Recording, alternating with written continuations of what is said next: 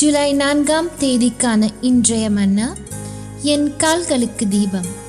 இன்றைய நாளின் வசனம் சங்கீதம் 34ஆம் அதிகாரம் 19ஆம் வசனம். நீதிமானுக்கு வரும் துன்பங்கள் அநேகமாயிருக்கும், கர்த்தர் அவைகள் எல்லாவற்றிலும் நின்று அவனை விடுவிப்பார். தவளைகளின் பயங்கரமான வாதைக்கு பிறகு மற்றொரு விசித்திரமான மற்றும் தொந்தரவான நிகழ்வு நடந்தது. கர்த்தர் மோசேயினிடத்தில், ஆரோனை நோக்கி உன் கோலை நீட்டி பூமியின் புழுதின் மேல் அடி என்று சொல் என்றார். ஆரோன் அவ்வாறு செய்தபோது பூமியிலிருந்து சிறிய கடிக்கும் பூச்சிகள், அதாவது பேன்கள், ஒரு மேகமாக எழுந்தன. அவை நிலத்தை மூடியிருந்தன. எகிப்தின் மீது பேன்கள் கூட்டமாக மக்கள், விலங்குகள் மற்றும் காற்றில் பறந்தன. சில மொழிபெயர்ப்புகள் அவற்றை பேன்கள் என்று அழைக்கின்றன. ஆனால் அவை சிறிய ஈக்கள் அல்லது மிட்ச்கள் போன்ற கடிக்கும் பூச்சிகளின் கலவையாக இருந்திருக்கலாம் என்று நாங்கள் நம்புகிறோம். இந்த பூச்சிகள் எல்லாவற்றையும் ஆக்கிரமித்தன. யாரும் அவற்றிலிருந்து தப்பிக்க முடியவில்லை. ஆனால் அவை எங்கிருந்து வந்தன? யாத்ராகமம் 8ஆம் அதிகாரம் 14ஆம் வசனம் நாம் திரும்பி பார்த்தால், 2வது வாதையால் தவளைகளின் சடலங்கள் குவியலாக சேர்த்தார்கள்.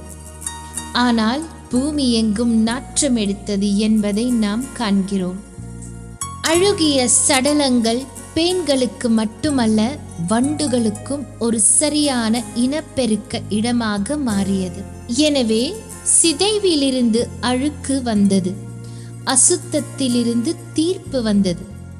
பேன்கள் மிகவும் அதிகமாக இருந்ததால் எகிப்தின் மந்திரவாதிகள் கூட எதுவும் செய்ய முடியவில்லை. அவர்கள் தண்ணீரை இரத்தமாக மாற்றுவது போல் நடித்தார்கள். அவர்கள் தவளை வாதையையும் பின்பற்றினர். ஆனால் இந்த முறை அவர்கள் தோல்வியடைந்தனர். முதல் முறையாக அவர்கள் பார்வோனிடம் சொன்னார்கள், இது தேவனுடைய விரல் என்றார்கள். யாத்ராகமம் 8ஆம் அதிகாரம் 19ஆம் வசனம். இது ஒரு மாயை அல்ல, தந்திரமும் அல்ல.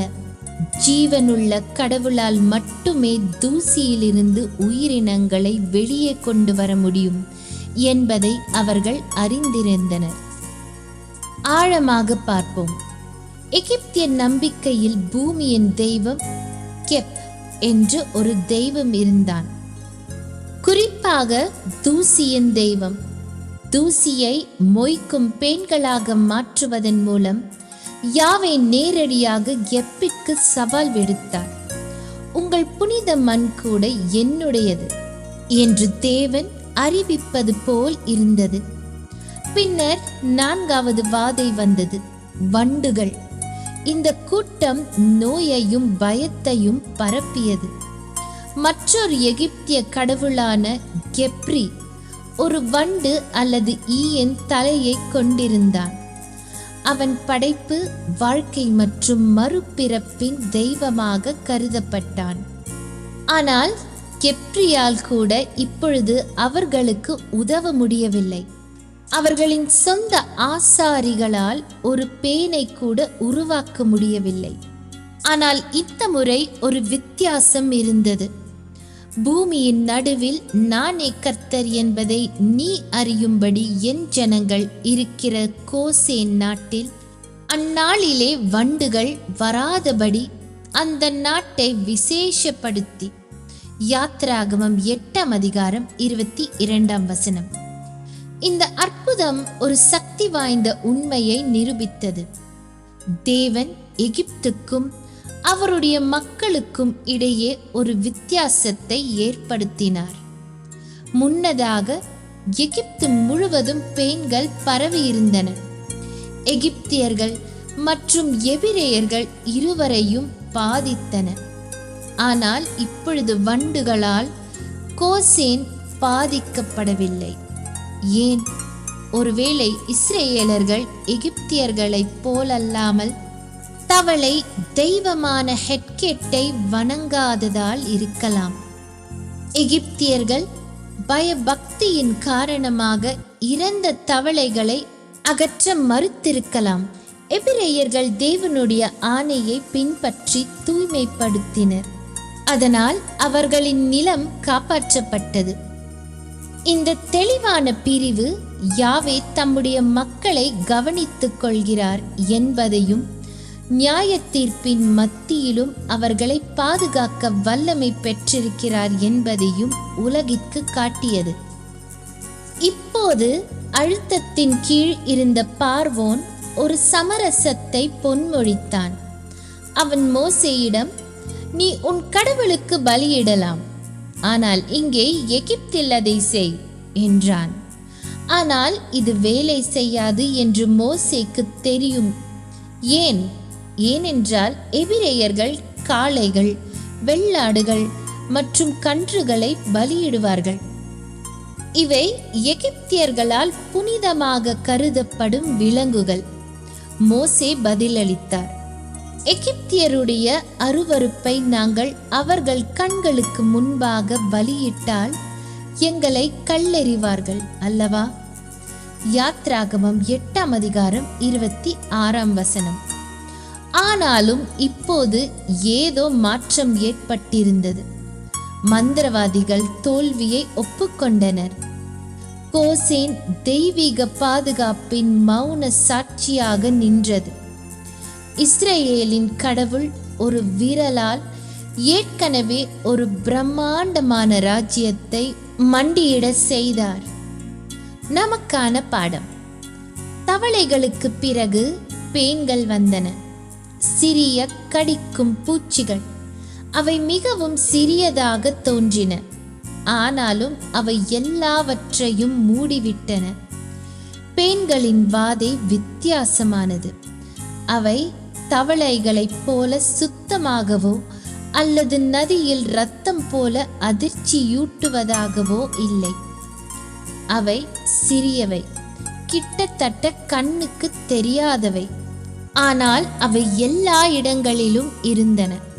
மக்கள் மீது, விலங்குகள் மீது, நிலத்தின் ஒவ்வொரு மூலையிலும். எகிப்து தேசம் எங்கும் பூமியின் புழுதியெல்லாம் பேன்களாயிற்று.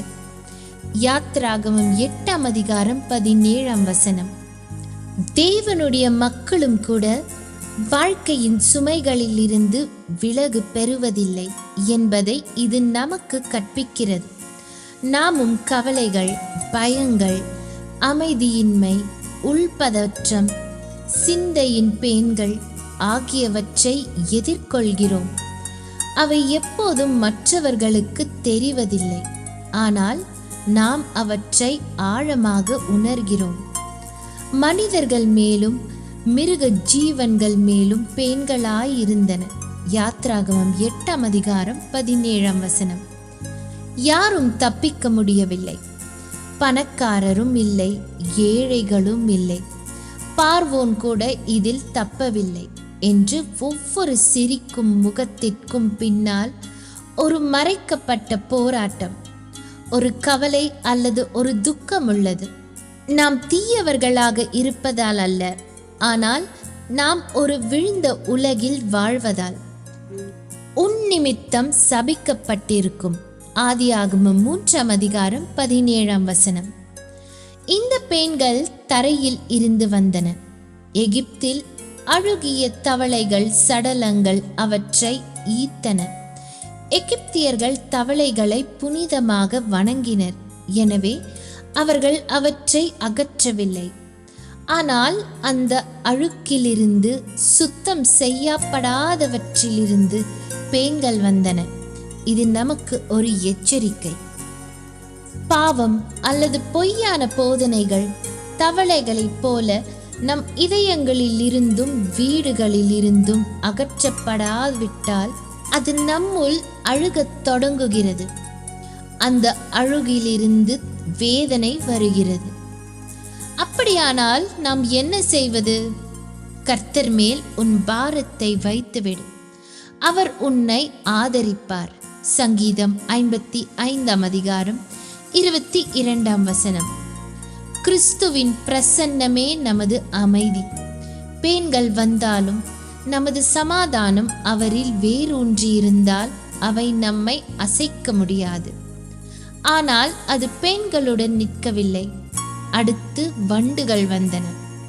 வண்டுகள் மரணத்தையும் சிதைவையும் உண்கின்றன. அவை அசுத்தத்தால் ஈர்க்கப்படுகின்றன. வேதாகமத்தில் அவை பெரும்பாலும் ஊழலையும் பிசாசு செல்வாக்கையும் குறிக்கின்றன. உண்மையில் பாகால் சேப்பு என்ற பெயரின் பொருள் வண்டுகளின் தெய்வம். 2 ராஜாக்கள் 1:2. பேன்கள் உள் அமைதியை குறிக்கின்றன என்றால் வண்டுகள் வெளிப்புற சிதைவை குறிக்கின்றன. வீடுகள், குடும்பங்கள், சமூகங்களில் சீர்குலைவு. பாவம் அகற்றப்படாதது போது அது சீர்குலைகிறது. விரைவில் அதன் விளைவுகள் தனிப்பட்டவையாக அல்ல, அவை பொதுவாக வெளிப்படும். இன்று நாம் எல்லா இடங்களிலும் வண்டுகளை பார்க்கிறோம். உடைந்த வீடுகள் மற்றும் உறவுகள், பள்ளிகள் மற்றும் அரசியலில் நெறிமுறை குழப்பம், பொய்யான போதனைகளால் சமரசம் செய்யப்பட்ட சபைகள், பொய்களாலும் இருளாலும் நிரம்பிய ஊடகங்கள். வண்டுகள் ஒரு மக்கள் தேவனுக்கு கீழ்ப்படிய மறுக்கும் போது என்ன நடக்கிறது என்பதை குறிக்கின்றன. ஆனாலும் அன்று போலவே ஒரு வித்தியாசம் உள்ளது.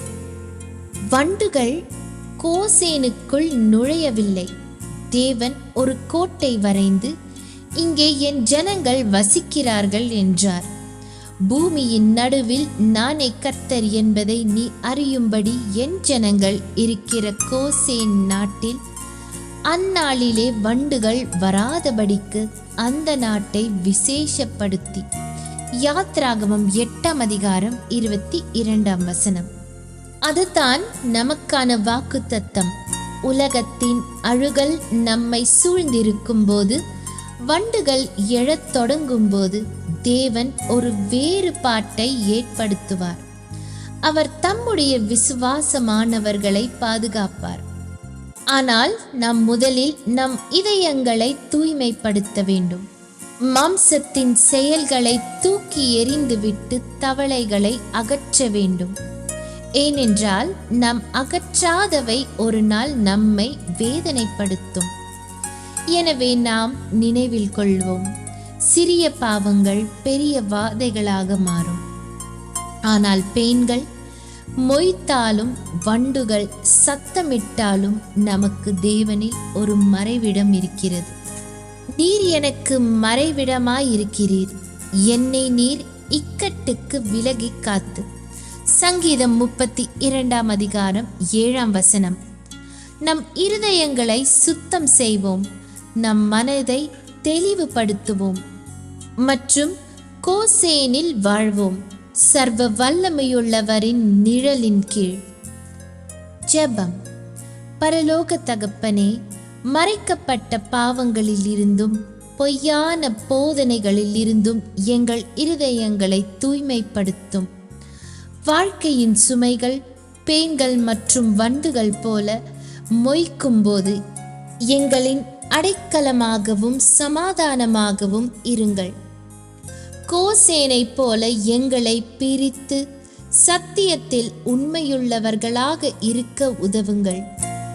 இயேசு கிறிஸ்துவின் நாமத்தில் நாங்கள் ஜெபிக்கிறோம் பிதாவே, ஆமேன்.